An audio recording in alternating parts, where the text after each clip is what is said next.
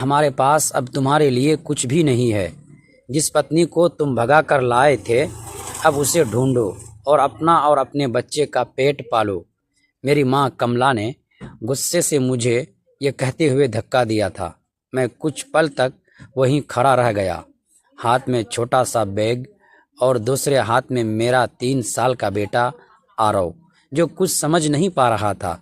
उसकी मासूम आंखें मुझसे सवाल कर रही थी, पापा हम कहाँ जा रहे हैं। दोस्तों, वीडियो में आगे बढ़ने से पहले वीडियो को लाइक और हमारे चैनल को सब्सक्राइब ज़रूर कीजिएगा। दोस्तों, चलते हैं आज की कहानी की तरफ। लेकिन मेरे पास कोई जवाब नहीं था। मीरा मेरी पत्नी 2 महीने से गायब थी। जिस लड़की के लिए मैंने अपने घर वालों से लड़ाई की, समाज की परवाह नहीं की, वही अचानक एक दिन बिना कुछ बताए चली गई। शुरू में मुझे लगा शायद वो नाराज़ होकर मायके चली गई होगी, लेकिन जब वहाँ पता चला कि वो वहाँ भी नहीं है, तब मेरे पैरों तले ज़मीन खिसक गई। मैंने हर जगह ढूंढा, उसके दोस्तों के घर, रिश्तेदारों के यहाँ तक कि पुलिस में भी शिकायत दर्ज करवाई, लेकिन कहीं कोई सुराग नहीं मिला। और आज मेरे अपने ही घर ने मुझे बाहर कर दिया। मैंने एक लंबी सांस ली और आरव का हाथ पकड़कर धीरे धीरे घर से बाहर निकल आया। रात होने लगी थी, सड़क पर हल्की हल्की लाइटें जल रही थी, हवा में ठंडक थी, लेकिन मेरे दिल में बेचैनी की आग जल रही थी। पापा, मम्मा कहाँ है? आरव ने मासूमियत से पूछा। मेरी आंखें भर आई, लेकिन मैंने खुद को संभालते हुए कहा, हम मम्मा को ढूंढने जा रहे हैं बेटा।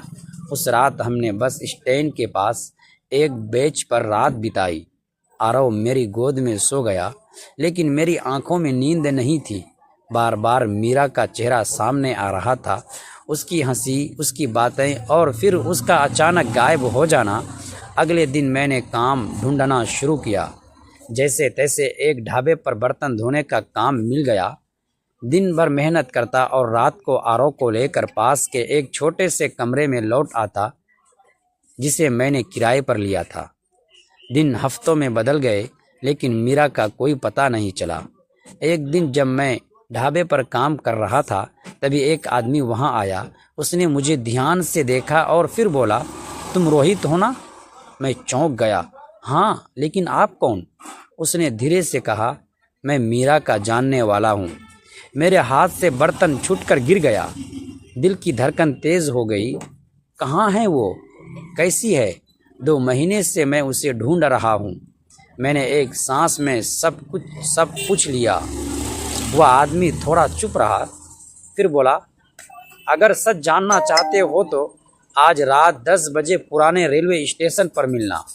इतना कहकर वह चला गया। पूरे दिन मेरा दिमाग उसी बात में उलझा रहा। आखिर क्या सच हो सकता है?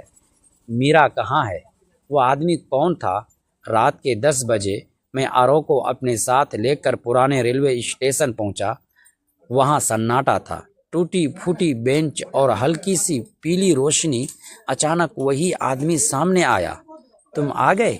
उसने कहा। मैंने बेचैनी से पूछा, अब बताओ मीरा कहाँ है? उसने मेरी आंखों में देखते हुए कहा, जो मैं बताने जा रहा हूँ उसके लिए तुम्हें हिम्मत रखनी होगी। मेरा दिल ज़ोर ज़ोर से धड़कने लगा। मीरा जिंदा है, उसने कहा। मेरे चेहरे पर उम्मीद की चमक आ गई, लेकिन उसने रुक कर कहा, वो अपनी मर्जी से नहीं गई थी। मतलब? मैंने घबरा कर पूछा। उसने धीरे धीरे कहा, उसे किसी ने उठाया था और वो लोग बहुत खतरनाक हैं। मेरे पैरों तले ज़मीन खिसक गई। कौन लोग?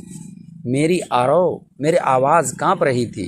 वो आदमी पास आकर फुसफुसाया, जिनसे तुमने कभी दुश्मनी मोल ली थी, उन्हें याद करो। मुझे अचानक वो दिन याद आया जब मैंने मीरा को लेकर उसके घर वालों के खिलाफ जाकर शादी की थी। उसके परिवार वाले बहुत ताकतवर थे और उन्होंने हमें धमकी भी दी थी। क्या ये सब उन्हीं का किया हुआ था? अब मेरे सामने एक ही रास्ता था, मीरा को हर हाल में वापस लाना।